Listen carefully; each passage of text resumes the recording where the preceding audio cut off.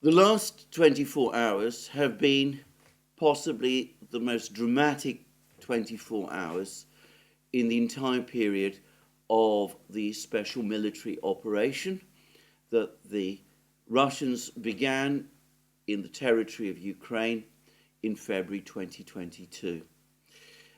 I say that with some understanding that we've actually witnessed many dramatic and extraordinary events over the course of this conflict. But the events of the last 24 hours, in my opinion, are just unparalleled. The first thing to say is that, as I have been discussing over the previous two videos, there has been a total collapse of Ukrainian resistance in Avdeyevka. And not just a total collapse, but an entirely chaotic collapse as well.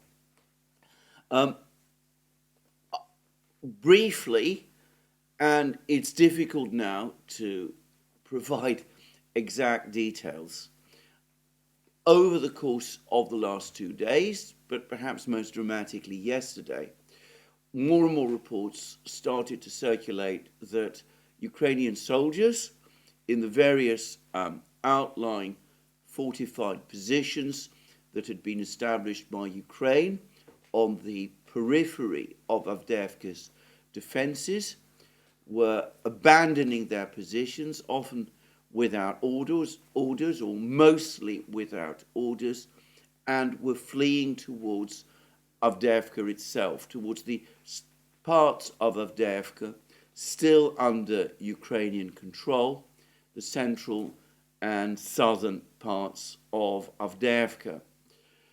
But the collapse didn't just concern these soldiers from these outlying positions, because, as it turns out, even the soldiers within Avdeyevka were themselves giving up the battle, surrendering positions to the Russians, and fleeing en masse to one location, which was the Chimic Quarter, or the 9th Quarter, or the Citadel, which is the area of high-rise buildings on the central western outskirts of Avdeyevka, widely believed to be the most heavily fortified position within Avdeyevka before the battle started.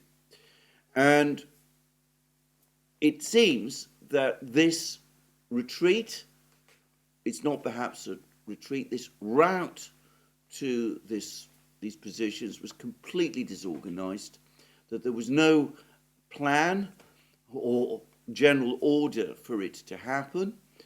And over the course of the hours during which it was taking place, the extent of the chaos was essentially confirmed by increasingly strange orders coming from Ukrainian commanders, specifically from General Tarnavsky, the overall head of the Tavria group, who is clearly the general who is Ukrainian general, who is overall charge of the defense of Avdeyevka.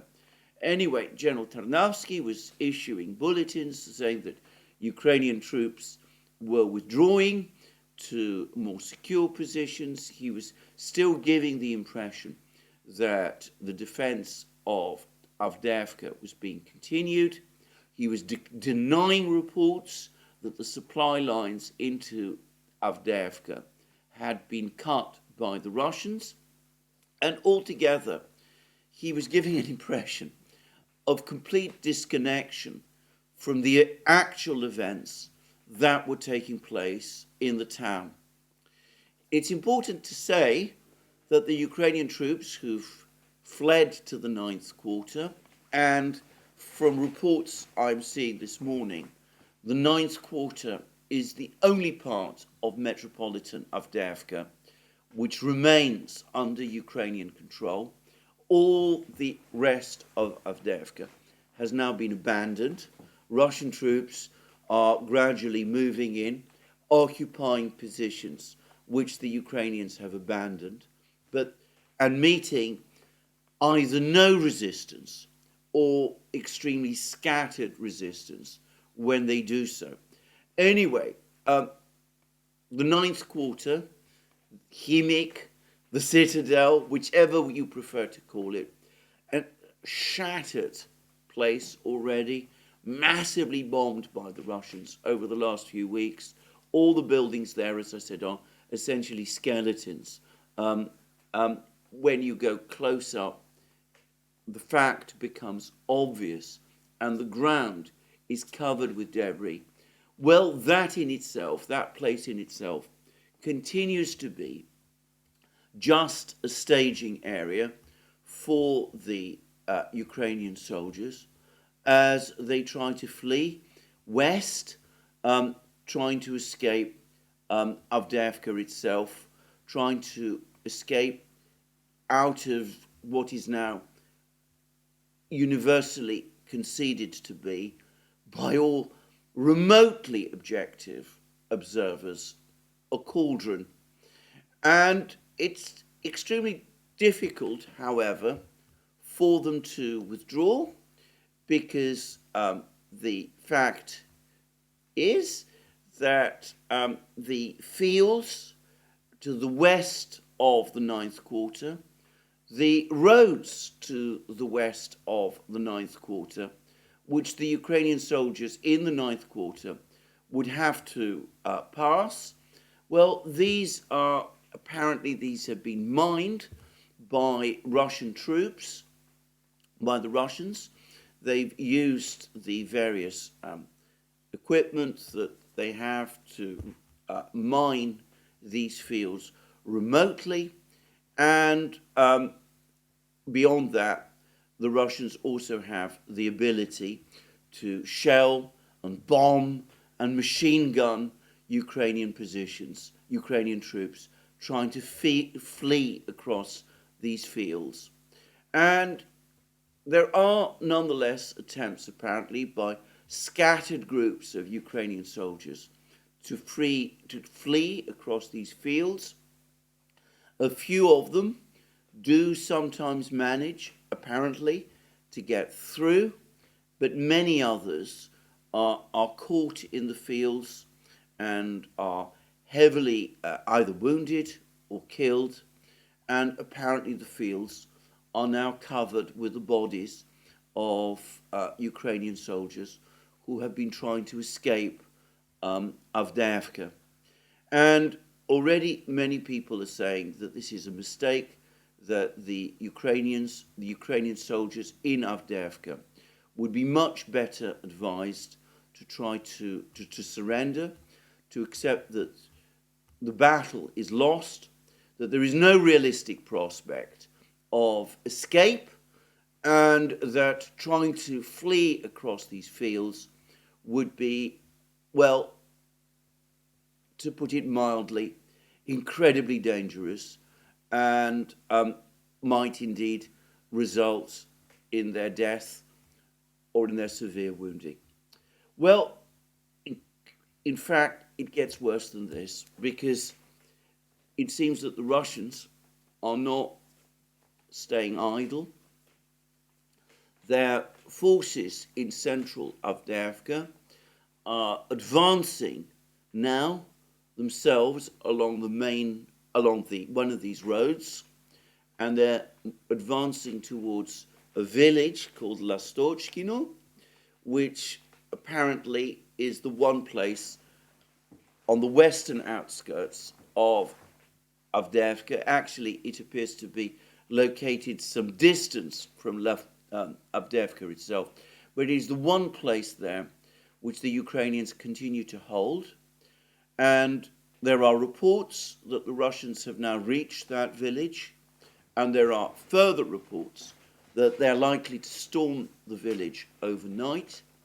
And by general consensus, if they do storm this village, then further exit of Ukrainian troops from Avdeyevka, from the ninth quarter, it will become impossible.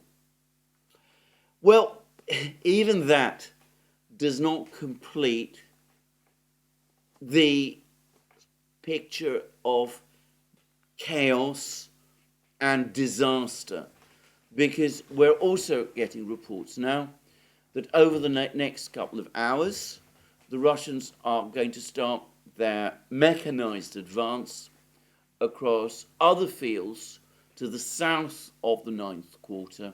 They're going to advance, in other words, across these fields from the south towards the ninth quarter itself, and they're going to prepare to storm the ninth quarter itself.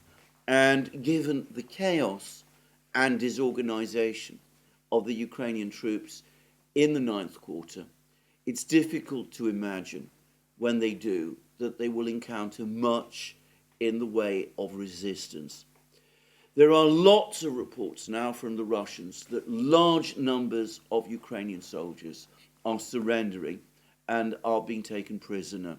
It is difficult to get a clear picture of the numbers involved, but pictures have appeared of this, and I've seen one report which speaks of at least one Ukrainian officer having been captured, and I'm sure that many others have been captured as well.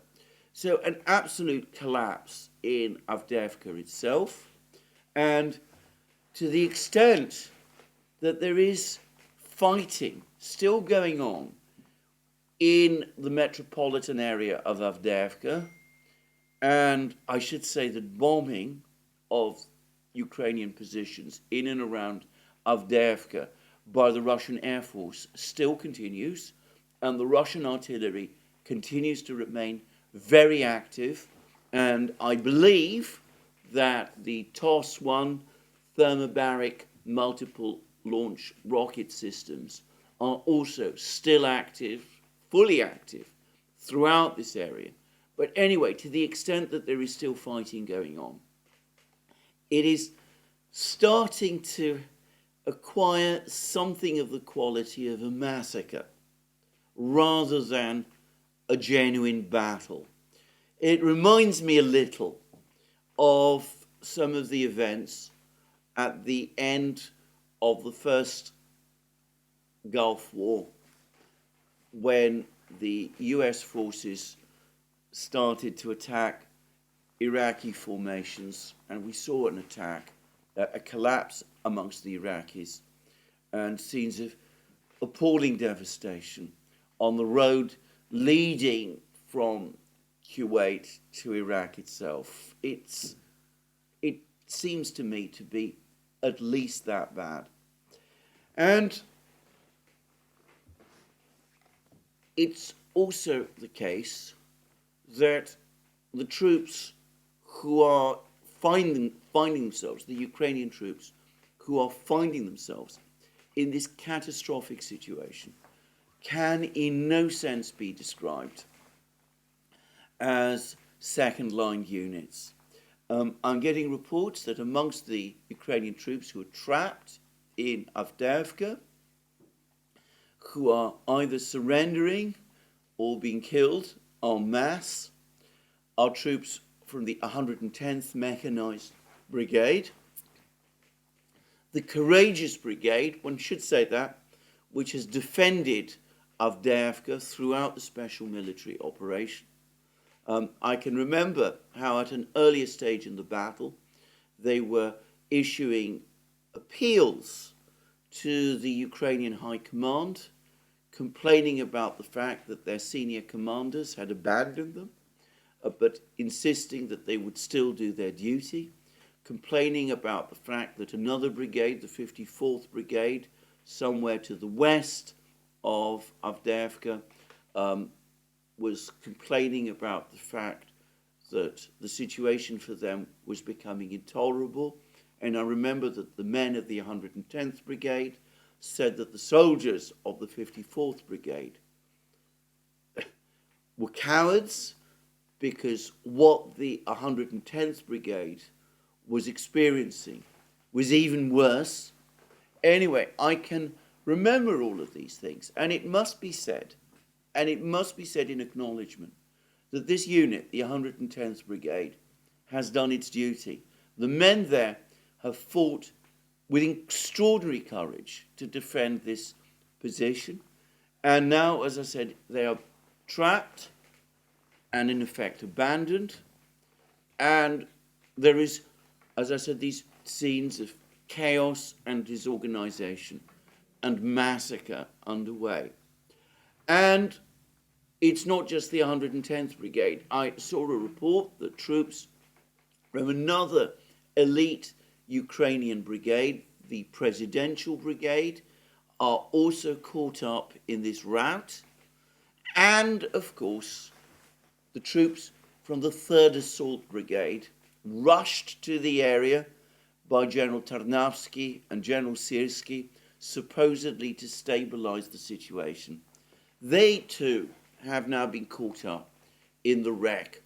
Now, it does seem as if some of the troops of the 3rd Assault Brigade are now well inside this cauldron. It seems that other troops of the 3rd Assault Brigade are trying to defend Lastochkino, and there are lines of retreat for these troops, but, well, it's looking increasingly difficult to imagine that they can hold on in Lastochkino for very long against what appear to be overwhelming odds.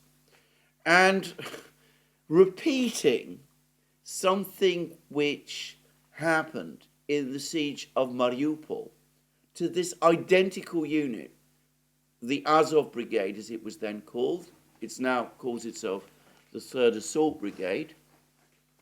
It seems that large numbers of these troops from the 3rd Assault Brigade have retreated into the basement areas, the underground areas, below the coke factory, the famous coke factory, which we've been hearing so much about.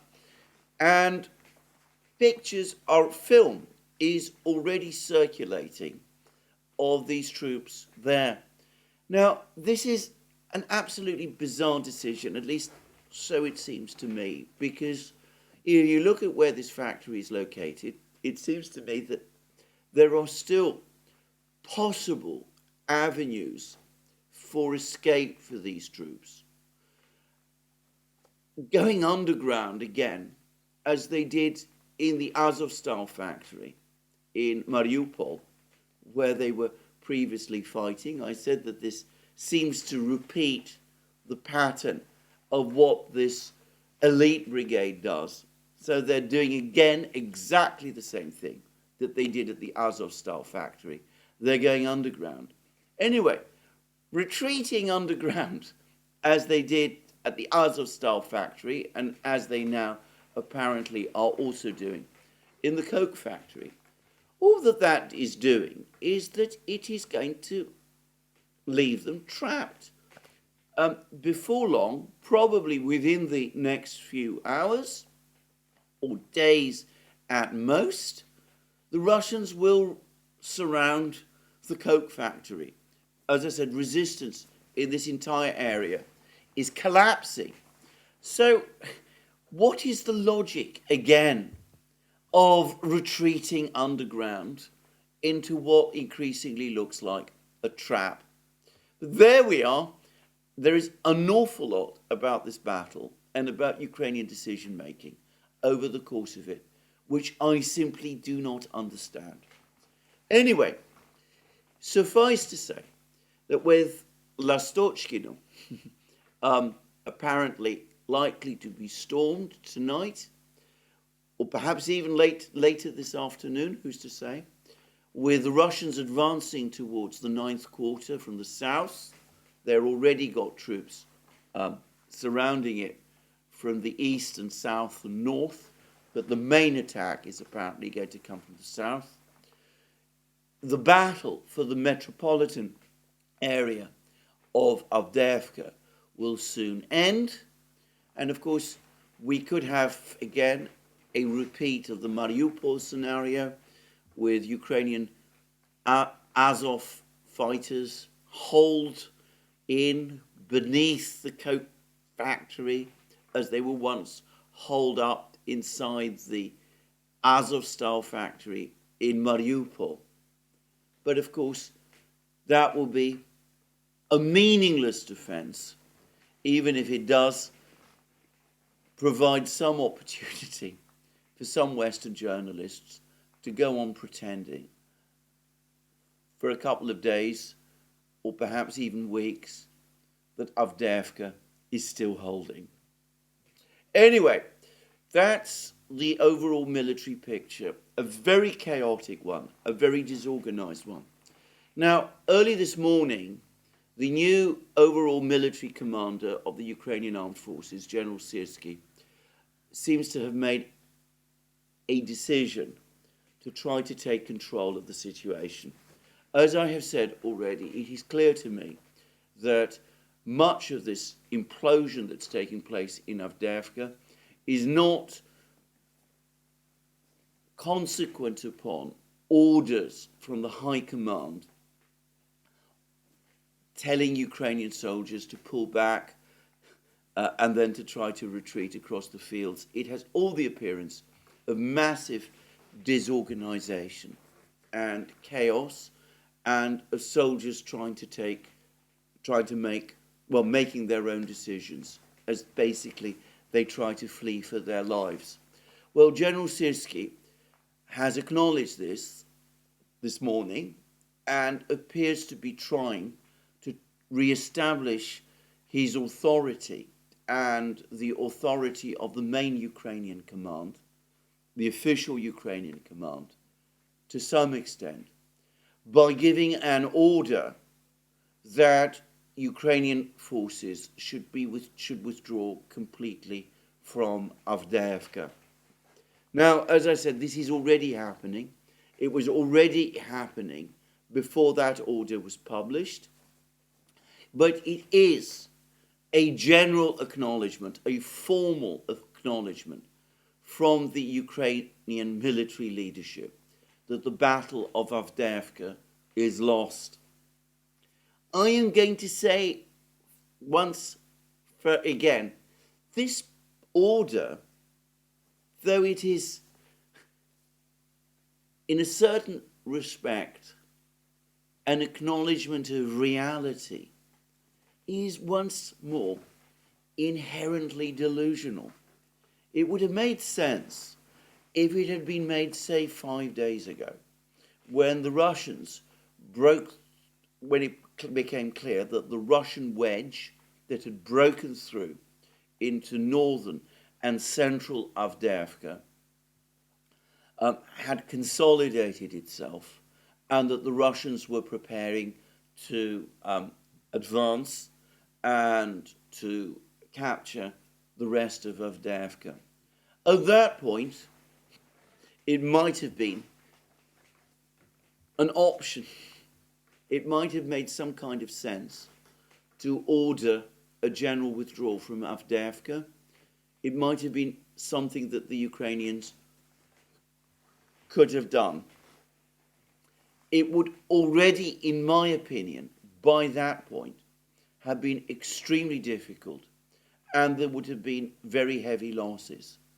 But I remember well how Mikael Valterson, Swedish military officer, was already talking about the fact that Ukraine needed to think about withdrawing its forces from Avdeyevka, that Ukraine insisting on launching counterattacks to break the Russian hold on Avdeyevka was a massive mistake, and that it would simply result in an exponential increase in Ukrainian losses. I remember how he was saying all of that, and that was being said a couple of days ago, and he was absolutely right. But at that time, shortly after General Syrsky was appointed, all the Ukrainian decisions went in the opposite direction, doing exactly what Valterson and others, it must be said, were warning against, trying to hold on to Avdeyevka when it was clear that the situation was already becoming undefendable. And I'm going to say something further still, in my opinion. And, you know, I'm an inexpert person in these matters. It ought to have been clear to the Ukrainian High Command, at that time still led by General Zaluzhny, that Ukrainian defense of Avdeyevka was becoming unsustainable. 2 weeks earlier, when the Russians captured the Tsar's hunting lodge position and were able to break through and entrench themselves in the southern part of Avdeyevka. And instead of making the obvious, at least to me, it looks like obvious decision, the logical decision of withdrawing from Avdeyevka, General Zaluzhny appears to have been far more concerned with his personal battle with President Zelensky to give the necessary orders for the withdrawal from Avdeyevka. General Tarnavsky, his subordinate who was in charge of the fighting in Avdeyevka, I'm not even sure what he was doing. And instead, the Ukrainians remained in position, even as the Russian trap closed around them. I'm going to say a little about Ukrainian commanders briefly. But anyway, the order that General Syrsky is giving for a withdrawal from Avdeyevka has come much too late. The only militarily rational order that he should give now, if he really cares for his men, is that he should relay an order to whoever is still in any form of command in Avdeyevka itself and announce it publicly and take responsibility for it, and order the Ukrainian troops in Avdeyevka to surrender and lay down their arms. That, it seems to me, is the only humane and militarily sensible thing for a commander in this situation to do. Now, General Syrsky has a defense here. He has only been in charge of Ukrainian forces for, well, I think it's just over a week. He is not ultimately responsible for the chaos and collapse and disaster in Avdeyevka that we are seeing now. And this brings me back to the topic of General Zaluzhny and Ukraine's command staff generally. Now, the person who failed ultimately in Avdeyevka was the man who was in overall charge of the Ukrainian forces as the situation in Avdeyevka was deteriorating and collapsing. And that, of course, was General Zaluzhny. General Zaluzhny, a couple of weeks ago, was saying that Avdeyevka would be captured by the Russians within 2 to 3 months. It's now clear that this timetable was hopelessly wrong, even when Zaluzhny said it. I would say that, by contrast, Valterson has got the general scheme of events, the general pattern of events, essentially right. Though he got, if I have to say it, the timetable wrong. He did not anticipate the speed of the Ukrainian collapse or the energy with which the Russians would conduct this operation. which I will come back to in a moment. But it is important to say that Waltersen did get the overall pattern of what was to happen right. But going back to Zaluzhny, given that Zaluzhny was telling us a few weeks ago that Avdeyevka was certain to fall, it was his responsibility to work out a proper withdrawal and retreat plan, to build fortified positions to the west of Avdeyevka that the Ukrainian forces could fall back to do all of those things that he absolutely clearly failed to do. Now, his alibi, of course, is that he was up against President Zelensky, who was constantly countermanding his orders, or rather preventing him from doing these necessary things. I have myself been listening to this litany of comments which clearly originate from Zaluzhny, in which everything that goes wrong is blamed on Zelensky.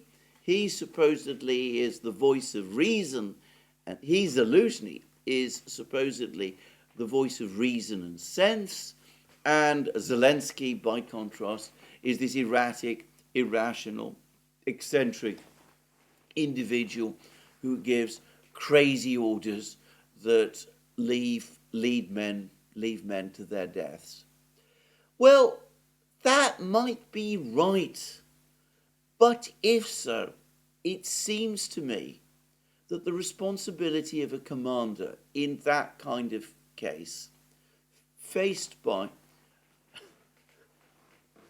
a supreme commander, Zelensky, who is making bizarre and self-destructive orders like that, is not to cling on to his job in the way that Zaluzhny tried to do, but rather instead to resign and come out and say publicly that the situation is becoming critical and that the Supreme Commander-in-Chief is not listening to the appropriate advice, and that as a result, the lives of soldiers is being sacrificed and the war is being lost.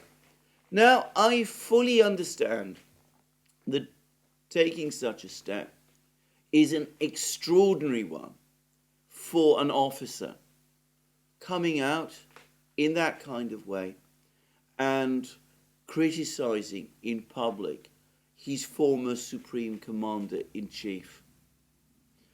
But had Zaluzhny done that, assuming that he really was giving all this advice which is attributed to him, had he done that, lives in Avdeyevka might have been saved.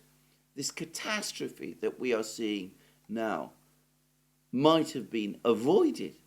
And it still seems to me that the overall responsibility of a commander is to win the battle, obviously, but also to ensure that the lives of his soldiers are not sacrificed pointlessly and needlessly in a way that we are now seeing, as, by the way, has happened repeatedly throughout the war for as long as Zaluzhny has been in charge.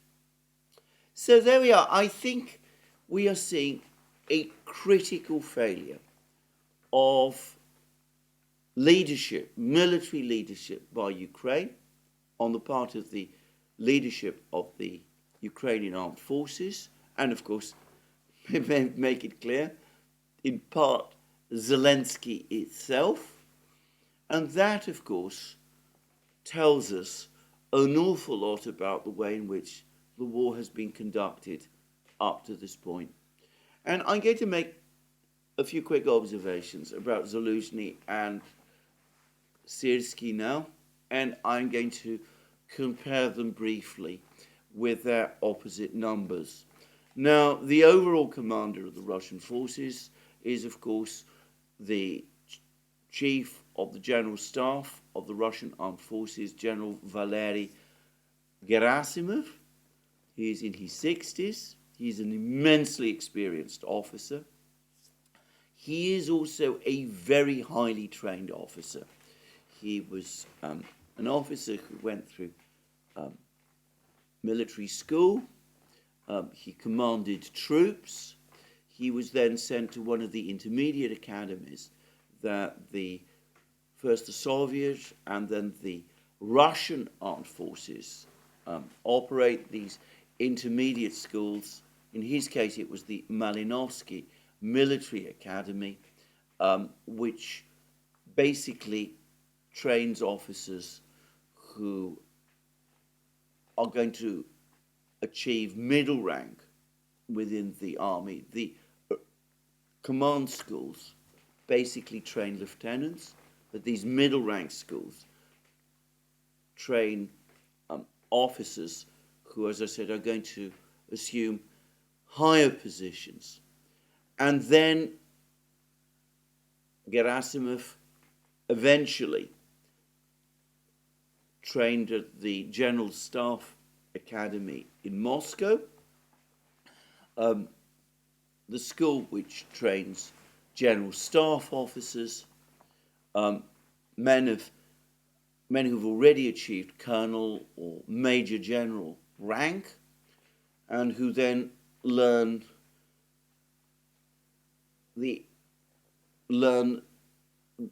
lessons, or taught the academic lessons of higher command. And incidentally, the same pattern is true of the Russian officer, the Russian commander of the forces who have won the battle of Avdeyevka. It turns out Slavyangrad has now confirmed that this is General Mordvichev, who is the overall commander of the center group. Now, I would say General Mordvichev is one of those Russian generals who, in the past, Ukraine claims to have killed, but he's alive and well, and he is apparently the general who commands the Russian forces in Avdeyevka. And Mordvichev has been identified by the Russian media and the Russian Defense Ministry as a supremely talented officer. And his virtuosic conduct of the Battle of Avdeyevka, which I have discussed in a recent program, confirms that he is indeed that. Well, he too has been through the same pattern of training as his chief, General Gerasimov, has been. He went through command school, graduated as lieutenant, commanded various platoon and company units, became eligible for the rank of colonel, went to one of the intermediate academies that the Russian military has, the same school essentially as the one that Gerasimov attended. By now it's no longer called the Malinovsky Tank Academy. It's been united apparently with the Frunze Academy, which used to train infantry officers. But anyway, he trained at this combined arms school, as it is now called, and then eventually he too, after being promoted to the rank of Major General, trained at the Academy of the General Staff. So he has that level of training and experience. And of course, he is 48 years old. General Zaluzhny, who was Ukraine's overall commander until a few weeks ago, until about a week ago, he's only 2 years older. And if you look at Zaluzhny's training background, yes, He too went to a military school. He too was commissioned as lieutenant. He too went to a military college, an intermediate military college. He never received the kind of general staff training that Gerasimov and Mordvichev have. And I think it shows. I would also say that I doubt that Zaluzhny would have obtained the kind of thorough training from Ukrainian military schools that the Russians would have done from the far better established Russian military schools with their immense institutional continuity, extending all the way back, in some cases, to the Tsarist era and the 19th century, and in a few cases further still to the 18th century. Zaluzhny has probably received some degree of training from the United States, but again, I question whether it would have been of the level that his adversaries, Gerasimov and Mordvichev, have received. And if we talk about Syrsky, the man who's taken over from him, so far as I can see, the only academic training he has received as an officer was from the Moscow Higher Command School, the school where he trained to become a lieutenant, to become a commissioned officer. He doesn't appear to have trained through any of the higher schools, attended any of the higher schools that certainly his Russian opponents have done. So I don't think these Ukrainian officers have the degree of training that their Russian adversaries do. And I think in some cases, and this is a point which has been made by Daniel Davis, they reflect the youthfulness of the Ukrainian military structure. Zaluzhny himself is only 50 years old. He's just 2 years older than Mordvichev. Daniel Davis, Lieutenant Colonel Daniel Davis of the United States, has explained in many places how command experience is essential for an officer in modern war. And I just don't think that Zaluzhny has it to the necessary level. He's too young, and I don't think that supplements his probable lack of training. And in Syrsky's case, he's an older officer and has had more experience, more battlefield experience than Zaluzhny has had. But again, I don't think that offsets his lack of the necessary academic training to command in these battles. This is something that, again, Western governments perhaps didn't take into proper account when they backed Ukraine into waging this war. Anyway, there we are. That's all I want to say about Ukrainian officers. As I said, it is a disaster on our hands. The only question now, or so it seems to me, is whether the Russians will close the lid on this cauldron later today or by tonight, and how big the bag of Ukrainian prisoners is going to be. I'm not going to give any guesses, but it's going to be probably, well, at least hundreds and possibly thousands. And I don't want to even try to guess how severe Ukrainian losses overall have been. it ought to be said that the Russian Defense Ministry has maintained a total silence so far about this battle. I expect that at some point over the next few days or weeks, when it is all over, we will have another of those conferences televised conferences between President Putin and Defense Minister Shoigu in the Kremlin. Shoigu will then provide Putin with a report, and that will give us perhaps a more accurate idea of the level of Ukrainian losses and of the scale of the disaster that Ukraine has suffered. Now, as I always say in these programs, the situation for the Ukrainian forces is very bad on every other part of the front lines as well. There's been lots of reports, for example, about the Russians pushing very hard in the Marinka area, advancing in various directions through Novomikhailivka. I get the sense this village is probably close to being captured. They've apparently all but surrounded Pobieda, another village in this area.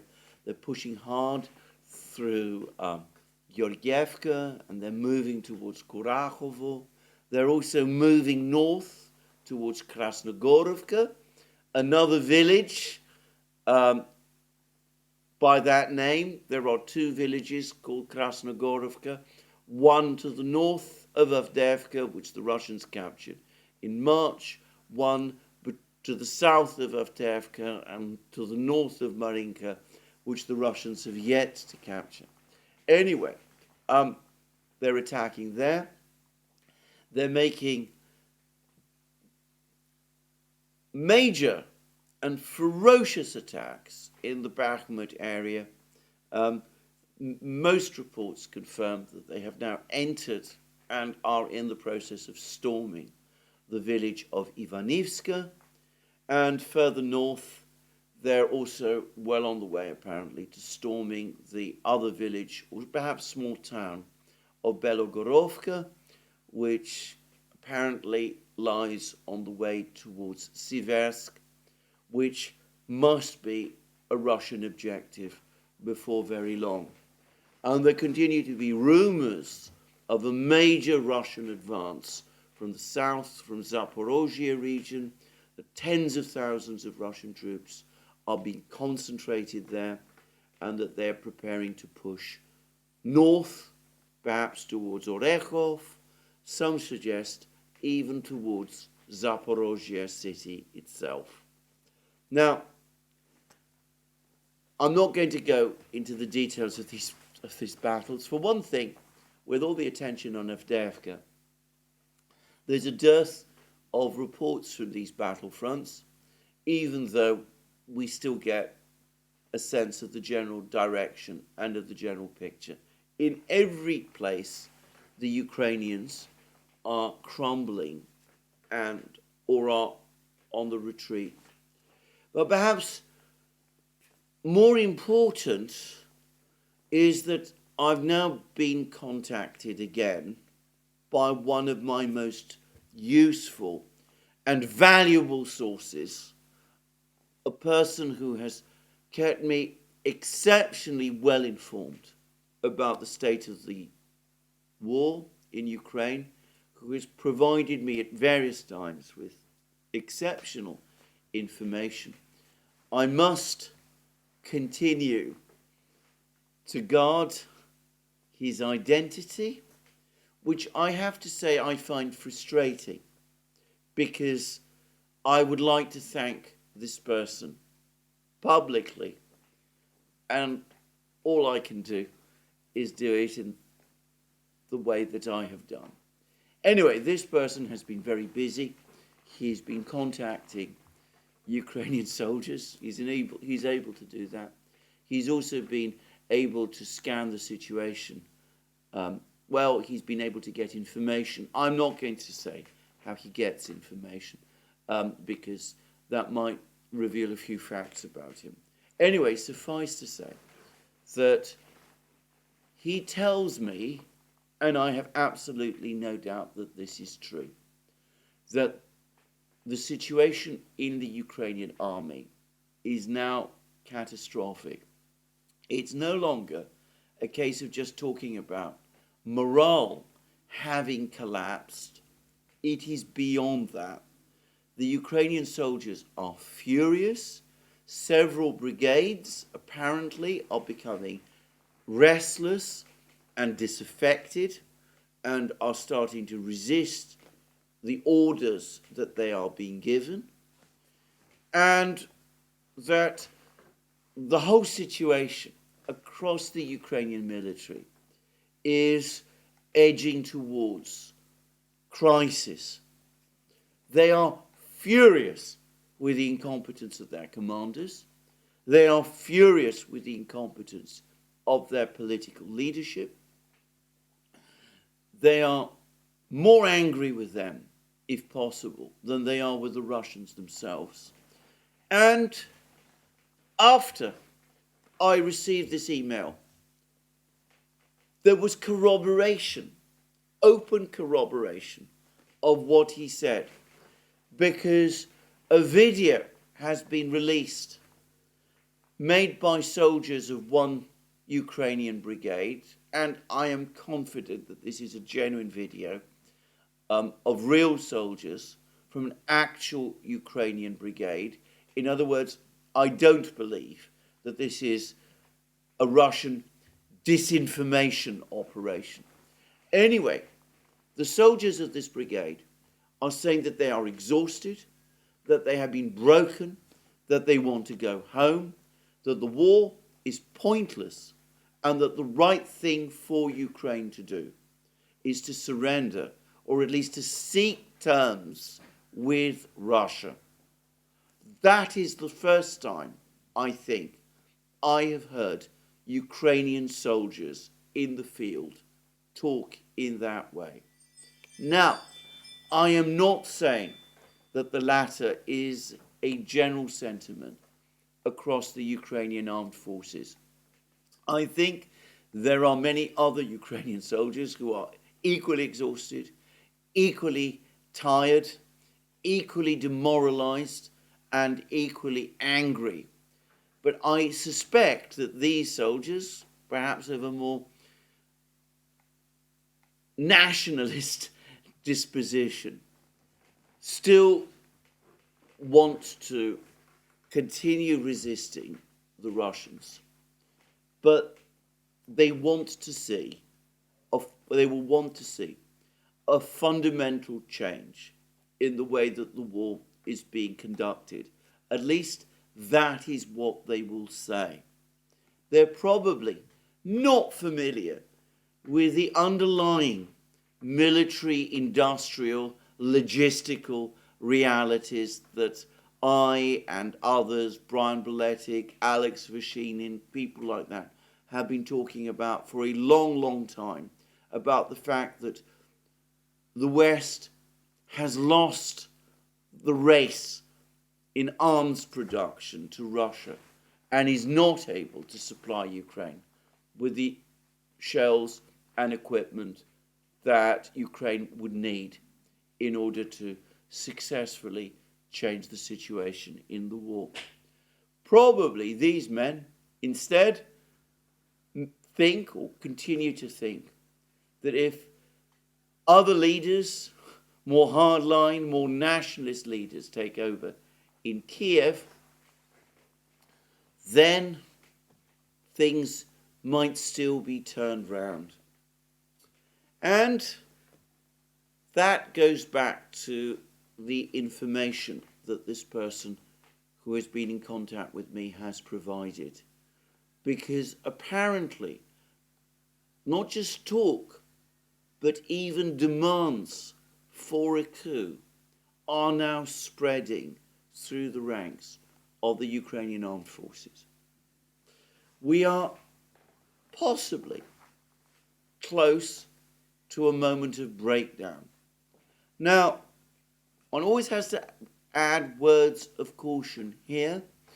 The police and internal security services of Ukraine apparently continue to function and function efficiently, and they are still loyal to Zelensky's government, and they're still a potent force. But ultimately, as was once said, supposedly by Mao Zedong, power, political power, flows from the barrel of a gun, and if mutinies, open mutinies, start to spread across the army, well, we could see a crisis that the Zelensky government, even with the support of its intelligence and security services, might struggle to bring under control. Incidentally, since I'm now talking about the intelligence and security services, I should say that amongst the officers, the senior officers, who are now coming in for extremely strong criticism in Ukraine from the Ukrainian soldiers themselves, is none other than Kirill Budanov. I've spoken at length about how he is actually, as an intelligence officer, an abysmal failure. He gets the Russians consistently wrong. He consistently underestimates their staying power, the growth of their army, the growth of their military industrial capacity. He shows no real interest in any of these things. His gift and skill and obsession has been in conducting covert operations, some would say terroristic activities within Russia itself. Well, it seems that even Ukrainian officers and soldiers are now becoming fed up with this. And they are saying that one of the reasons for the debacle in Avdeyevka is that Budanov has not been providing Ukrainian commanders and Ukrainian soldiers with accurate intelligence about Russian intentions and capabilities, which is, after all, the primary job, or so one would have thought, of the head of military intelligence. So there is apparently intense anger also against him. Now, again, let me reiterate, I do not know where all of this is going to lead. Zelensky himself, of course, is out of the country. To what extent he is aware of all of this disaffection and anger that is spreading in Ukraine at the moment, I cannot say. Perhaps he will decide that it makes sense for him to extend his stay. Who knows? But anyway, one way or the other, the situation is terrible. It is becoming terrible in political terms, and it is becoming terrible in military terms.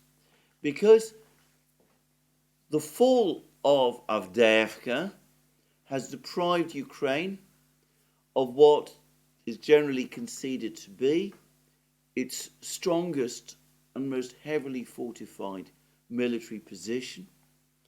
There is a universal consensus that there are no fortified lines west of Avdeyevka.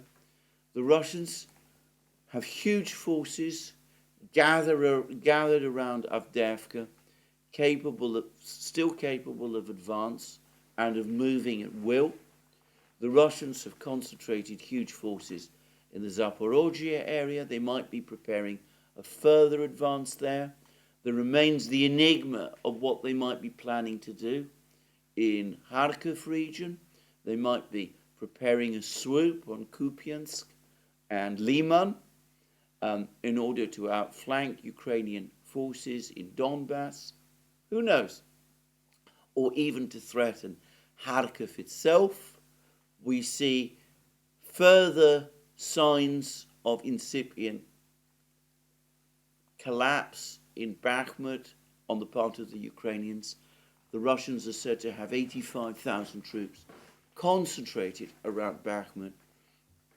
They might intend to capture Chasiv Yar and push on towards Konstantinovka, and then beyond that to Kramatorsk.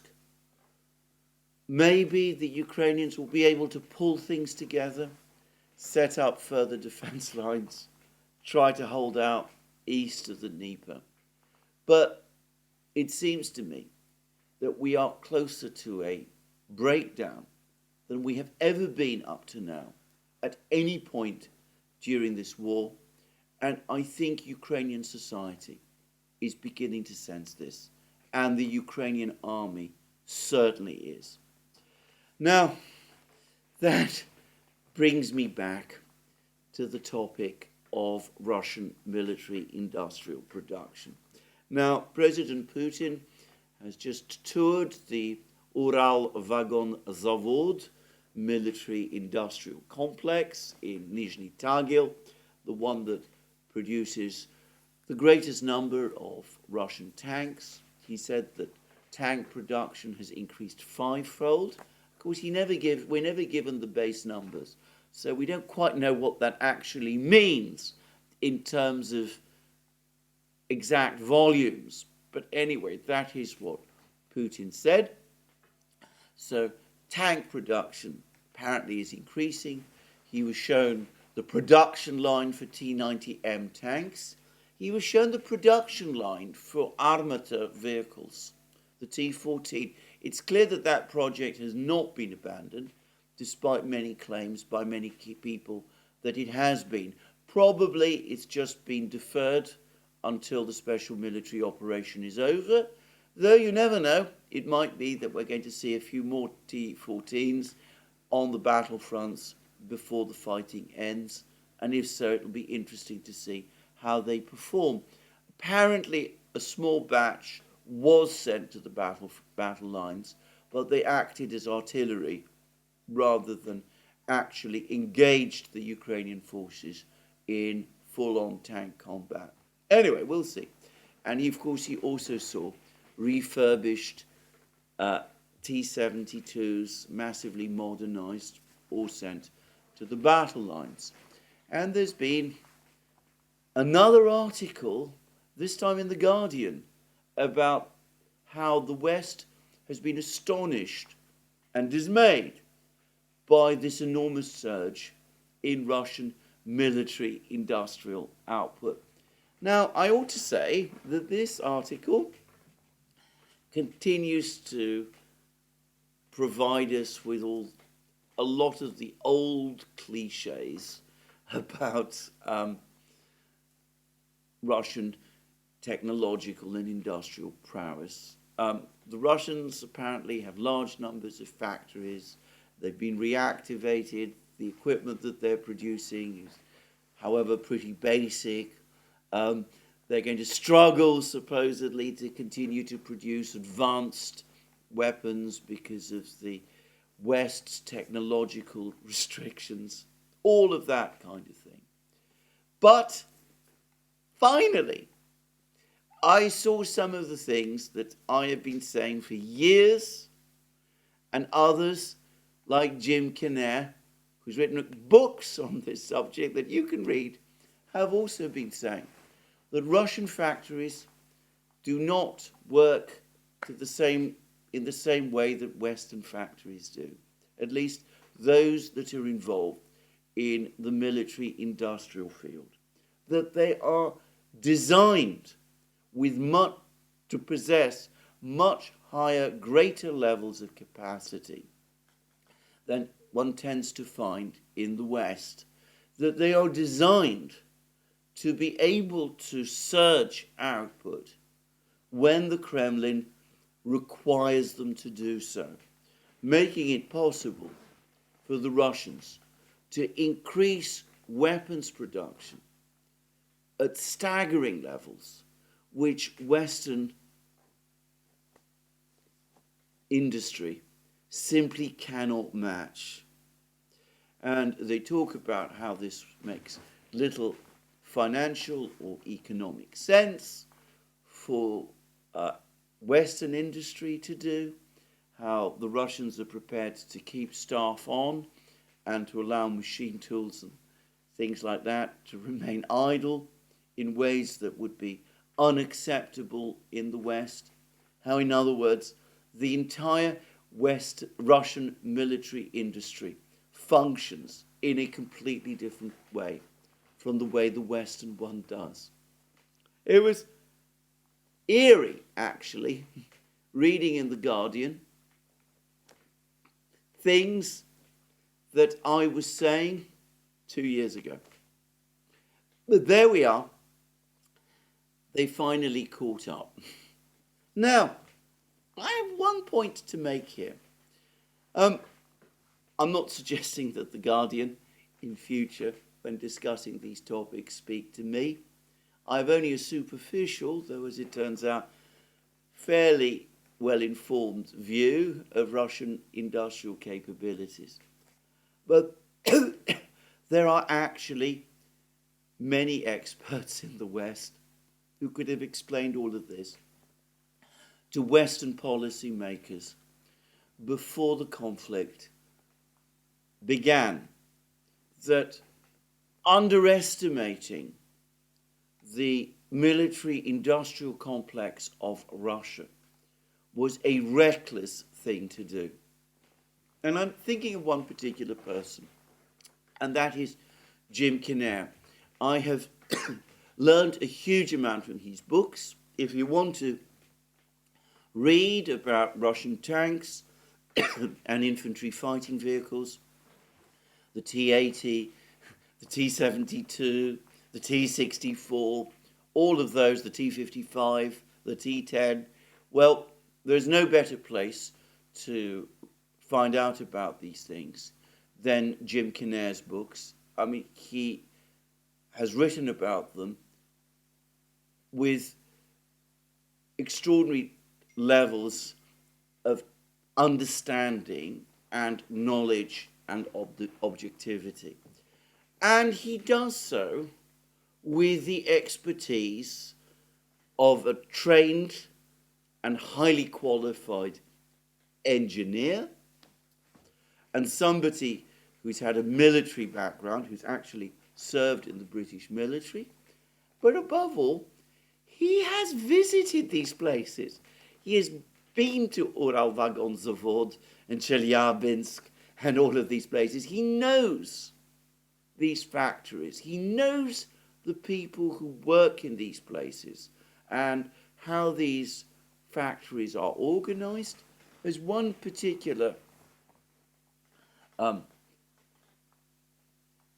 section of his books which interested me. He was discussing the T-10 heavy tank, which the Russians developed in the 1950s and which remained in service through the 60s and early 70s. And he's actually been shown the plans, the original blueprints for this tank, and he's been provided with information about how it was designed and who designed it and the arguments about these things. What I'm saying is he is a real expert, and I am sure that there are other such people around. Why were they not contacted? Why did people not speak to them? I don't just mean Western governments here, though Western governments certainly should have been talking to people like Jim Kinnair and giving them the weight that they deserve. But why not the media in the West? He's available. As I said, he's published his books. You can contact his publisher, and no doubt they will put you in touch with him. Why not go to someone like him? He can explain all of this. He had that happen. And I'm not just talking about Jim Kinnair because he's someone I know, because I've read his books. But I am sure that there are other people like that also. Real people, military officers who have visited the Russian polygons, the training centers, engineers who have worked in Russia on various industrial projects and who have experience and understanding of how the Russian industrial complex actually works. Why not talk to these people instead of the usual cascade of people that you get from think tanks and such places, who, to say it straightforwardly, have no clue what they're talking about? Anyway, that's all I'm going to say about this. I would strongly recommend that in future, if the Times, the Financial Times, the New York Times, all of these places really want to give their readers informed accounts of the adversary that the West is taking on in any future war, they actually do the research, find out who knows what they're talking about, and speak to them. It is not difficult, and there are those people, and I'm sure they exist in abundance. And I would add one further thing. If you know one, that person probably knows the others, and it would not be difficult very quickly to build up a team of people who could provide you with accurate and reliable information, which would enable you to prepare and to know what to expect. And had that happened, bad decisions which might have been avoided could have been avoided. Though the reality is, of course, that it seems that Western leaders prefer to, and Western newspaper editors prefer to take their advice from people who tell them what they want to hear, not from people who actually know. And that now brings me to a very interesting article in the Financial Times, which comes from a person who is a genuine expert, the chief executive of Euroclear, the institution, the holding fund in Belgium, where the bulk of the frozen Russian assets is located. Well, this person, who must in this field be considered an expert, this is Leva Mostri, she has come out and said clearly and categorically that seizing Russian assets is a disastrous idea. And this idea of borrowing against these assets, treating these assets as collateral, without the agreement of the Russians, is a disastrous idea also.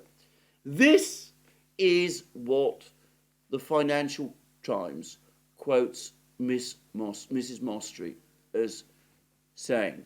Using assets that do not belong to you as collateral is pretty close to an indirect seizing or a commitment to future seizing, which could have exactly the same effects on the markets as a direct seizing. We don't see how the Central Russian Bank could simply accept that has been seized, and that Euroclear obligations towards them have stopped to exist.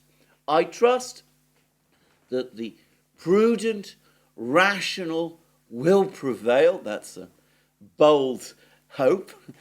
When we come to a logic of seizing assets then you see the trust in the Euroclear system, the trust in the European capital markets, the trust in the euro as a currency substantially affected. So there it is. It's exactly what I was saying again over previous programs, that issuing debt and treating assets as collateral which do not belong to you without the agreement of the party to whom they do belong is tantamount to theft. It is as bad as seizing those assets, stealing those assets. And that is exactly what Mrs. Mostrey is in effect saying. And she is also saying, for heaven's sake, don't do this thing. Don't seize these Russian assets. It's absolutely wrong. She says that you can use the interest from these assets because the interest actually does not belong to the Russian Central Bank. I hadn't appreciated this. It actually belongs to Euroclear. That is the arrangement. So Euroclear can actually transfer the interest to the Western powers. I would point out that what that means is that if you use this interest to fund Ukraine, then you're not using, in that case, money that belongs to Russia to fund Ukraine.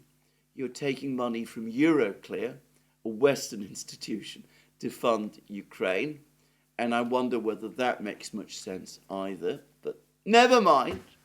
But anyway, you could legislate for that. But what she is saying is any seizure of Russian assets, certainly the assets held by Euroclear, is illegal and wrong, and it risks destroying the reputation of Euroclear and exposing it to legal claims, and that this could have a long-term impact on the credibility of the European financial system and on in trust and European capital markets and trust in the euro. Will she be listened to? Will the geniuses, people like Jake Sullivan and Tony Blinken and the president himself, Ursula von der Leyen, the clever people in the government in London, who've just, by the way, been hammered by the British public in a series of by-elections, will they do what Mrs. Mostrey says, act in a prudent and rational way and decide not to do this reckless and wrong thing? Well, we shall see. I will say, by the way, that Mrs. Mostrey's point that seizing the assets could expose Euroclear to legal claims over the assets tells us that if the Russian Central Bank does bring claims, then Euroclear has been advised that it has no defence to them. Which would mean, in effect, the collapse of Euroclear if the courts do their job, which remains to be seen. Well, as I said, experts are ignored. Experts on the Russian military-industrial system have been ignored. Experts on the Russian economy have been and continue to be ignored. Perhaps experts on things like this, seizure of assets, like Mrs. Mostrey, will be ignored again. And that, of course, explains to a great extent why we are where we are. Well, thank you again. This is where I finish my program today. More from me soon. Let me remind you again that you can find all our programs on our various platforms, Locals, Rumble, and X, Twitter X. You can support our work via Patreon and Subscribestar, links under this video. You can also support our work by going to our shop. Buy yourself anyway the amazing things you will find there: magic mugs, hats, hoodies, t-shirts, all those great things. And last but not least, if you've liked this program, please remember to tick the like button and to check your subscription to this channel. Thank you again. More from me soon. Have a very good day.